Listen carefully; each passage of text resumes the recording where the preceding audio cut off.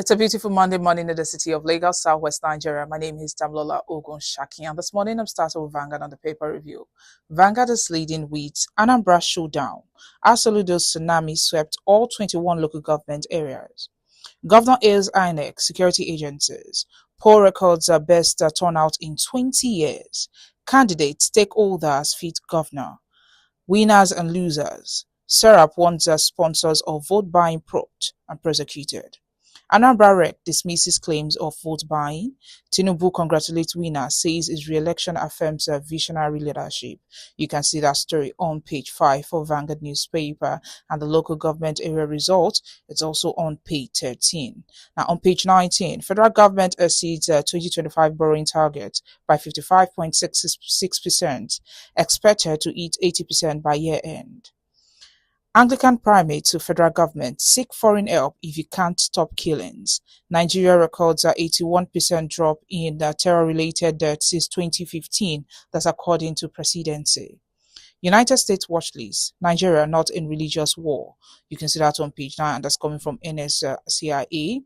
And lastly, on Vanguard newspaper, United Kingdom warns against travel to 6 states. That can be seen on page 9. Away from there, we'll move to the Punch. The Punch leading story says PDP crisis, 3,000 delegates set for high-stakes convention. Makinde, Wike calms trade blows as delegates gear up for convention. You can see that on page 2. And below, on page 4, 15 girls rescued from Odo sex trafficking network. Aregbeshola's barking can't save Adeleke. That's according to APC chieftain. You can see that story on page 9 and top left corner of the Punch newspaper. Crude oil revenue plunges by 43%. Genocide, PFN, Islamic Council in verbal crossfire. You can see that on page 9. And lastly on the Punch, Soludo's Anambra win sparks a political storm. And away from there, The Guardian. Guardian's leading story says Soludo's triumph in Anambra as ADC. Observers decry vote buying. You can see that on page 6. Awujale. Lawumi warns against violation of traditions and customary law. Anambra Serap boots a party urge INEC to prosecute vote buyers. Trump's comment threatens national unity.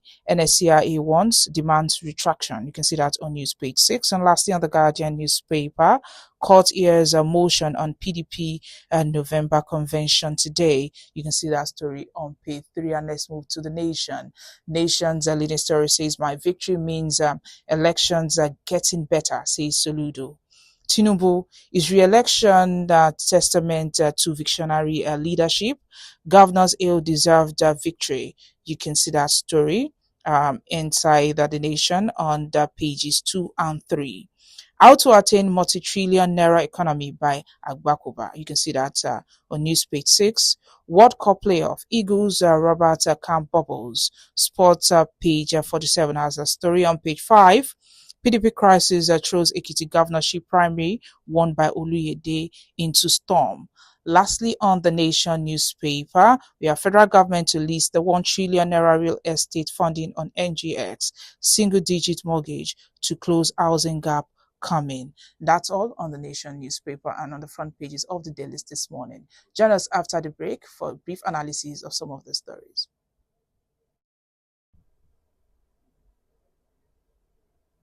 Welcome back. If you're just joining me, this is Today in the News on Vanguard Live. My name is Damlola Ogunshaki, and joining me to analyze some of the stories on the front pages this morning is Mr. Aliu Mohammed, the CEO of Magnet Communications, former editor of Daily Times and Concord newspaper. Good morning, Mr. Aliu. Good morning, Damlola. How are you? How was your vacation? It was. I hope you had a nice one. It was good, and it's good to be back. You're welcome. All right. November 8th, Anambra State governorship election was held, and Governor Soludo now has been declared winner, and is the first candidate to win all the 21 local council of the state. What do you think about his victory? It is the normal Nigerian electoral system where the incumbent governor will come up tops in the election, you know. As a governor, you won't expect him to be there and allow or work towards his own defeat. It is not unexpected. is expected that the governor was going to win. And you saw the margin of the votes Yeah, between his party, ABGA, and other parties. So it should be expected. In this country, when you are a governor, you cannot open your eyes and allow other parties to defeat you. It has never happened since we started our democracy. It has never happened, and I am waiting for the day that will happen. And then we will know that we can truly get a free and fair election in Nigeria. All right, let's talk about the voting. Now, the voter turnout in election, it was about 21.45% of eligible voters. So, to what extent does this low turnout undermine or still validate the governor's mandate from a democratic standpoint? You see, they will always tell you that they have the highest number of votes, even if it is 10% of the expected voters that came out to vote. Of course, we know the manipulations that is always in motion during elections in Nigeria.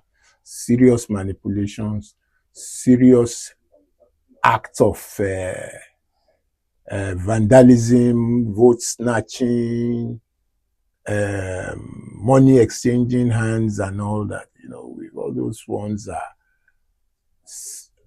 part of our electoral system here, and it has become like part of every election that we have held in this country. We've not been able to detach ourselves from manipulations and vandalism in our elections. Those who are in power will ensure that elections are manipulated in their favor. How many governors have been removed through election in Nigeria?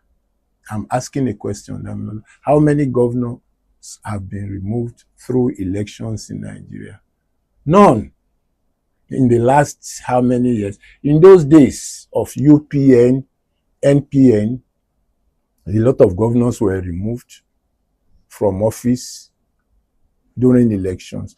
Do we then agree, if we compare that period and now, can we then conclude that the electoral system that we had then was a lot better than what we have now? How can a governor, a sitting governor, have over 20,000 votes? And you are telling us that only 20-point-something%. What is the equivalent of that 20-point-something% in figure? I mean the number of people that represents the 20-point-something%. So if you sit down and look at it, you know that we still need to develop a honest, clean and clear electoral system in this country. A situation where the winner, the governor becomes the winner all the time shows that there is a lot of manipulation. We still have a lot of manipulations in our electoral system. Yeah. Some, like you mentioned earlier, the gap between the governor and also all the candidates, there was a lot. And some observers, they've argued that the scale of his victory is raising suspicion about whether the polls were truly competitive. You can't talk about competition in an electoral system where the governor of a state was given over 20,000 ballot papers. You can't talk about competition in that kind of situation. If he became governor again with about 9,000 and some hundreds, and you have the runner-up following closely, yes, you can talk about competition there. But where the governor got over 20,000 votes, and we said we had 20,000 voters. So what is the number that made up that 20,000 voters? How many of them came out? How many people voted? If you go into a deep calculation, you know that something funny happened to make the governor come out with such a high number of votes. So it is laughable anyway. It is laughable. We should sit down and overhaul our electoral system. No governor must dominate an election because you have the power of incumbency. And then you have to also sit down and assess the independence of INEC in that state. Is INEC truly independent? We should sit down and look at it. We should sit back and watch if INEC was truly independent in the conduct of that election. Because as far as I'm concerned, there was a collaboration between the government and INEC. And that collaboration gave the governor the over 20,000 votes that he got in that election.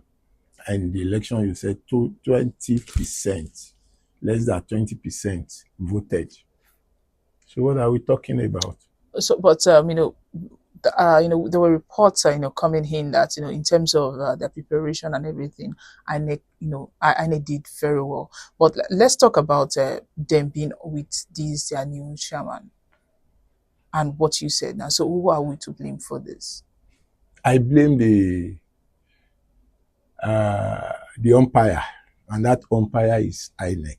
You see, you cannot directly link the new chairman to whatever happened in that state, because the man is in Abuja.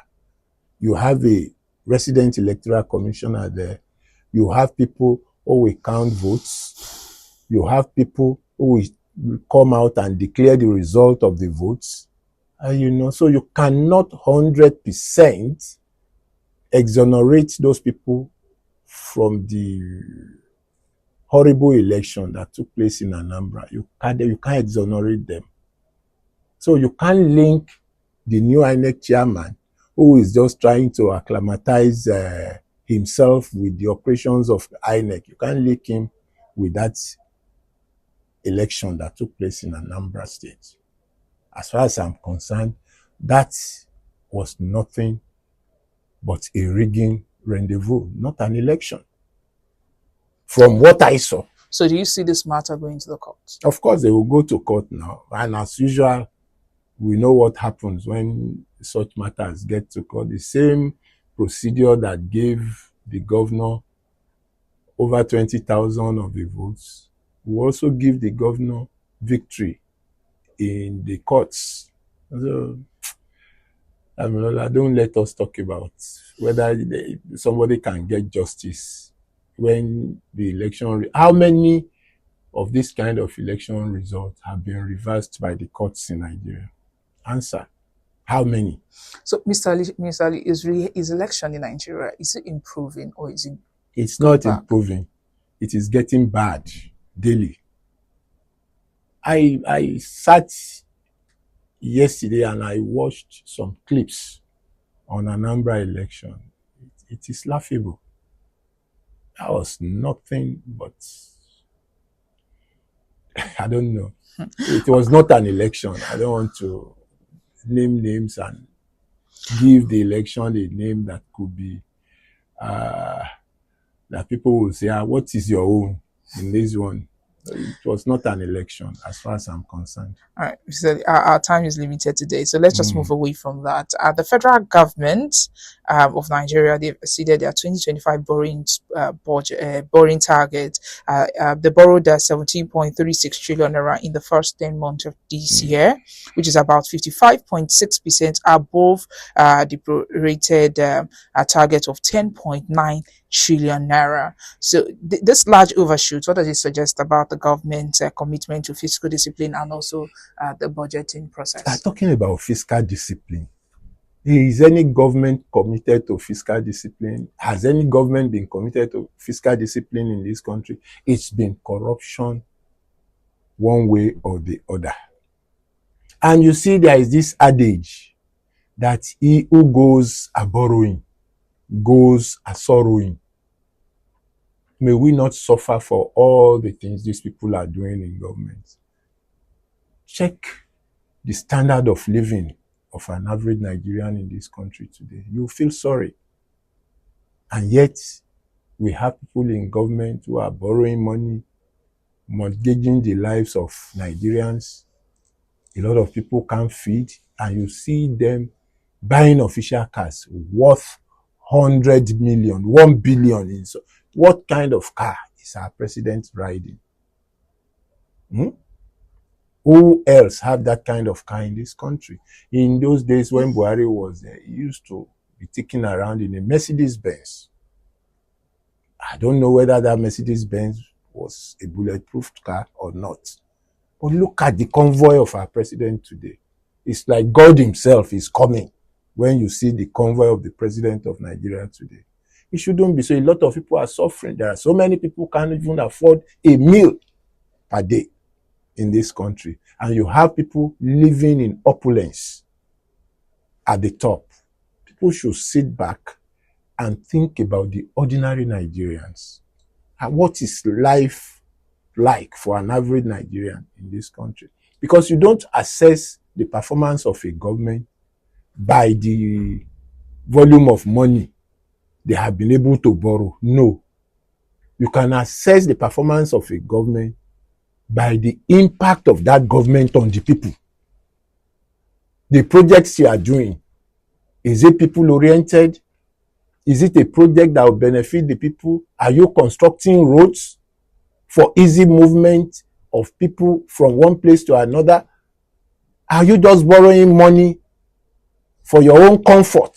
Those are the things you look at. It's not about when it is borrowing, the percentage of borrowing, whether it is high or not. No. Borrowing itself is not the best for any economy. It's not the best for any individual. And that's why there is this proverb that if you go a borrowing, you go a sorrowing. May we not die in sorrow in this country. The government must be careful how you borrow money. What is the impact of this so-called borrowed money on the masses? How many Nigerians are feeling it? What did you borrow the money for? On what projects? Nobody is talking about this. We are just talking about borrowing every day. What are you doing with the borrowed money? I was coming from my house in Ikeja to this place. Look at Ikorodu Road. Potholes all through. Drive through Ikorodu Road from Maryland to this place. Potholes everywhere. And we have a state government in Lagos. And I don't know what that government is doing. If you cannot move within this major highway without running into potholes, changing lanes as you drive, then something is wrong with our system. Honestly, we have to sit down and do a thorough analysis of what the government is doing for the people. Those of us who are outside, who have access to a lot of people, are the one taking the butts because nobody can see the governor of Lagos State so easily. You see people, an ordinary person who can't eat, they will come to your house, knock at your door, and you will be forced to give whatever you can give. All these things are not showing that people are feeling the impact of this government in any way. I stand to be corrected. Well, analysts, they've pointed out that weak non-oil revenue and overly optimistic oil production or price assumption in the 2025 budget is also one of the causes. But over the theme, how do you think? It's also one of the what? Cause now, but over the theme, how do you think that this Nigeria can avoid this entering a debt trap scenario where new borrowing is used mainly to service existing debt rather than investing in these growth enhancing projects? Lola, we are speaking too much of grammar here. The truth of the matter is that have we really thought of what the government is doing with the borrowed money? Are you seeing any investment anywhere? Are you seeing any major road construction anywhere except the new federal highway is it South Highway that they are constructing, starting from Victoria Island and Coastal Highway? That's what they called it. A lot of billions are going into that now, and people cannot even feed. People cannot send their children to school. Who is taking a census of Nigerians who cannot feed? Nobody is doing that. Look at Traore. Go and see what he's doing in his country. You can say that man is a soldier, yes, but he's a very intelligent man. Go there and see what he's doing in his country. You will go there and clap for him. Young soldier. Yes, I'm not saying military regime is the best, but that guy, what he's doing in his country is commendable.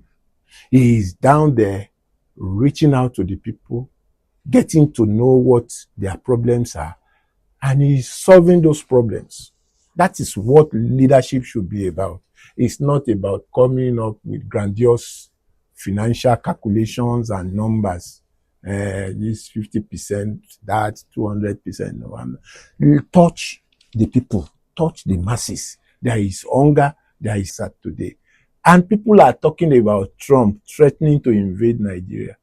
That guy has enough facts to make him come up with that statement that he came up with. And so we shouldn't blame Trump for saying that he will come and occupy Nigeria. No. All right, let's quickly move away from there and talk about PDP now. Tension is mounting in the factional camps of the People's Democratic Party as more than 3,000 delegates they prepare to converge on the ancient city of Ibadan elective convention. What do you think about this convention that is coming out? The truth of the matter is that party is in disarray, and I hope pray that they will get their acts together at the convention in Ibadan. A party where you don't even know who is leading that party as at today.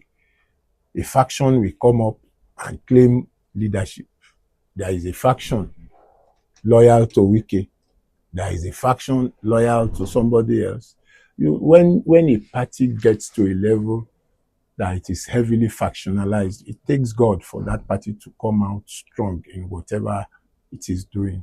So let them get their acts together in Ibadan, and let's see how the party will make progress in the next few days. But do you think this convention will help in resetting his brand and also prepare for their upcoming election? Despite all these things that they've had. You see, it all depends on the players, the big time players within the party. It is either that the convention will make PDP or might. If it is not well managed, it will end in a major crisis that will factionalize PDP heavily, and it will be negatively it will affect the party negatively in such a way that if care is not taken, there may be nothing like a PDP party in this country anymore. So they must manage their crisis very well, and there should be compromises. You don't get rigid about getting what you want. If you can't get what you want today, you can get it tomorrow. That is a problem they have. Everybody wants to dominate the party. And it is unfortunate that we have that situation. Everybody cannot be a leader today.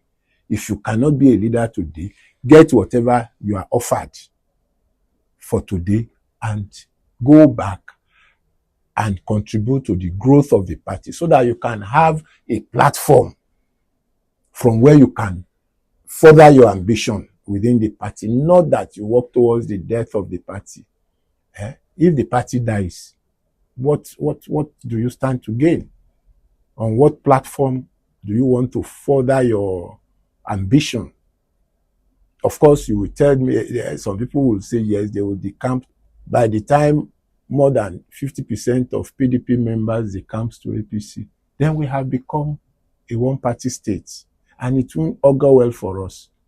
There must be a vibrant opposition in any country. If you have a very powerful government and you don't have a vibrant opposition, then that government goes into dictatorship knowing fully well that there is no strong opposition. Nobody can come out and say no to whatever that party is planning. Then we are approaching dictatorship. So we have to be careful with PDP getting destroyed,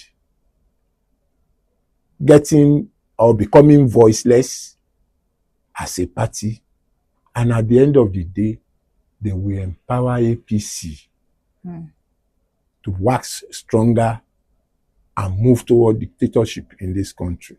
So we have to be very, very careful. And may God not allow that to happen. If you have a dictatorial government, then this country would require a lot of prayer to survive. All right, let's say this on a lighter note with Mr. and Mrs. today. And the first person speaking is Mr. Is Mrs. rather. Mrs. says, not all of us are football crazy, and it's not my fault that your club lost. If you don't eat that food, I'll be mad with you. And Mr. replied, oh, on what aggregates? The husband is a lover of football, and a lover of football, what comes to his mind is for his team to win. The Yorubas will say, we don't have the same thoughts. The husband have a different thought. The wife, her own thought is for the man to eat. And you must finish the food. So if you don't finish it, you have committed a crime. Yes. And you may not have it good at night in that house. Of course, the effort it takes into cooking also. I know. But you see, there are times, you see, it takes hours to cook in the kitchen. Women are so emotional about men eating their food. There are days I don't even eat at home. I will get home and you'll say, should I bring your food out? And I will say no. You see the way I will be looked at. So sometimes I will say, okay. Just bring it. No, there is not. If you continue to eat the way you women want us to eat, you become so bloated. And if that happens, now you have to be looking for a way of slimming down, checking your cholesterol level, whether it is high or not, whether you have high blood pressure, all these things come together. So we really have to be careful how and what we consume as human beings, because you see, little things now affect our health. Once you have crossed 30, 40, do you know that there is a young man, I know him very well, he's been treated for diabetes. It wasn't like that in our days. 40-year-old man having diabetes is critically sick in the hospital. So it means that everybody must be careful about what you put in your mouth. Take food that are not oily. When I see people going to Amala joint, you buy Amala and Begiri and put it in your mouth with palm oil. All those things are not good. Palm oil. I hardly eat Amala and Begiri. If I eat Amala, I will do vegetable. I'm serious. Social media will tell you you're missing. Vegetable. No. Social media will tell you you're missing. I mean, when you put it together with all the bokoto and different parts of the meat. I will thank that person. I prefer vegetable. If you analyze the content of Begiri, there is too much oil in it. You will even see it. There is already oil in your Begiri, and they will still put oil in stew. All right, thank you, Stanley, for joining us this morning.